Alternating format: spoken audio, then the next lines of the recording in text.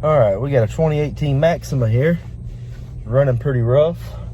Our customer is complaining that when pressing on the gas pedal, the vehicle seems to backfire. Yeah, check engine light.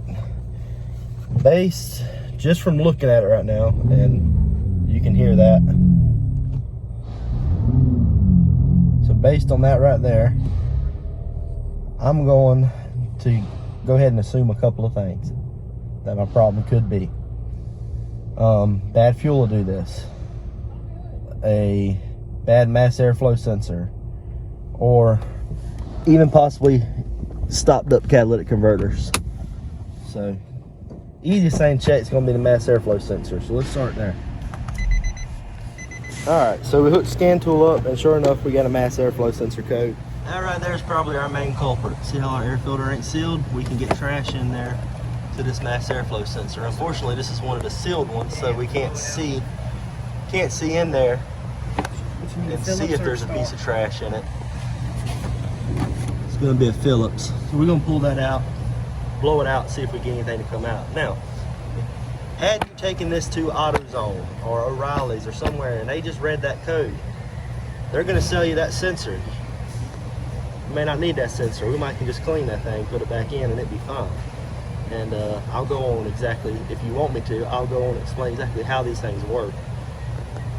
So let's get that out and check it. All right, so we got our mass airflow sensor out, and we can already see our problem.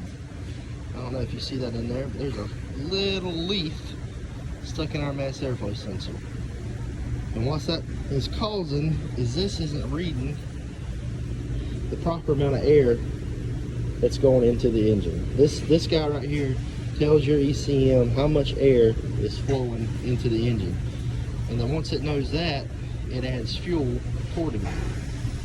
So, just the way it was running, it seemed like it was lean. This wasn't registering all the air that was making it into the engine, and we were adding fuel to the amount of air that we thought was getting in the engine, and that wasn't correct. So we were leaned out. So I can clean that out without having to sell you this whole, I want to say this thing's like $500. So yeah, it might have cost you $160 to come here and get it diagnosed. But guess what? I'm not selling you this $500 sensor. I'm fixing it. So it's a big difference. So let me get this cleaned out. I got some actual mass airflow sensor cleaner. I'm gonna blow in there. Then I'll take some compressed air behind that and try to blow the rest of that out. All right. So we got that cleaned out. Very important that you blow in the right direction on these. You want to blow from this side. You see it kind of swirls around in there, comes back out up here. You don't want to blow that piece of debris further down in there. So we're going to stick it back in, see if our car runs right now. Now I do need to sell them an air filter. You can tell they've got, looks like just a cheap Fram air filter. Now these air filters are manufactured not to just fit your car, but to fit multiple vehicles. So the dimensions aren't going to be exactly perfect.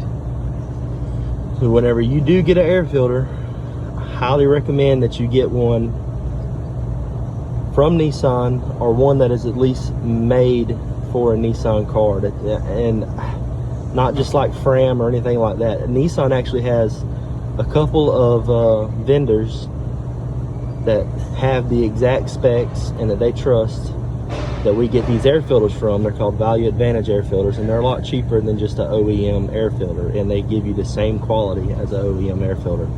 And that's the one we're going to recommend here, because we see they've got a Fram in there. They don't want to spend a whole lot of money on an air filter, so we're going to go with our Value Advantage on this one. All right, we got that in there. Y'all remember how it was running before? Let's see how she runs now. Fire that up. That was our problem. She is fixed. And they got another component for a tire pressure issue. I'm not gonna bring y'all through all that. It could just be a nail or something in the tire. So that fixed our concern. She only paid for an hour of labor.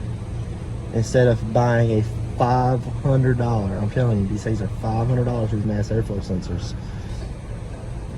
You think you can go down here to the parts store and go buy you one, a cheap one. Remember what I told you earlier, these things are sensitive, okay?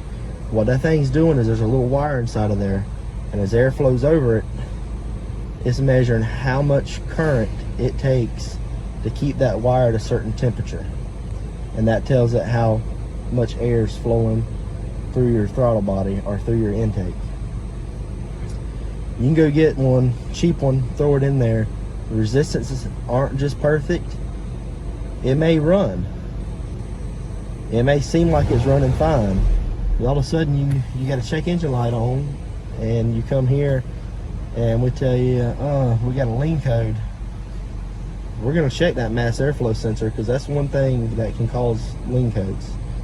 And we're gonna see it's aftermarket, and you're gonna end up having to pay not only for the one you just bought, but for the $500 one to fix your problem. Do not go aftermarket on mass airflow sensors. I hope that's been informative, and I really cannot stress that enough. I can't tell you how many cars I've had come in here, got a check engine light on, got a lean code. Sometimes they even have a code for the mass airflow sensor. That's how bad these aftermarket mass airflow sensors are. It actually thinks there's something wrong with it. The resistance is off so bad. And they just bought the mass airflow sensor, and I have to go tell them, hey, you need a mass airflow sensor. You went aftermarket.